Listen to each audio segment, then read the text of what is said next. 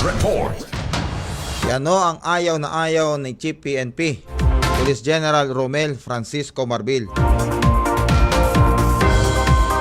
Katulad nito, isa pa hindi rin sasantuin ang liderato ng Philippine National Police yung pong mga katauhan nito na sangkot sa moonlighting. Ito ay makaraang sibakin sa pwesto yung pong dalawang pulis na nagsilbing security escort ni Davao City Representative Paulo Pulong Duterte. Galit na galit si Chief PNP rito. Dahil, biruin nyo, nambugbog na nga yung hindi nyo man lang pinigilan. Ayon kay PNP Chief Police General Romel Francisco Marbil, hindi kailanman nila palalampasin Yun ang ginawa na pangungunsinte. Maging ng mga station commander kung saan kasi itong dalawang to, isang police staff, executive master sergeant at isang police staff sergeant na nagsisilbing security escort ng kongresista.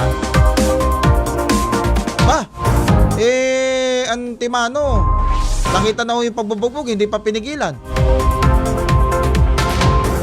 Kaya ang sabi ng Chief PNP, dahil sa ginawang ito, pati yung commander na kung saan naka-detail itong dalawang ito,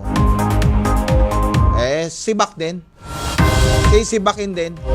Pagkat kinonsinti nila. Pakinggan nga natin ang bahagi ng pahayag.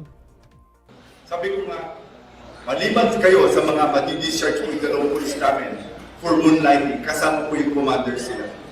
For allowing them, for not accounting.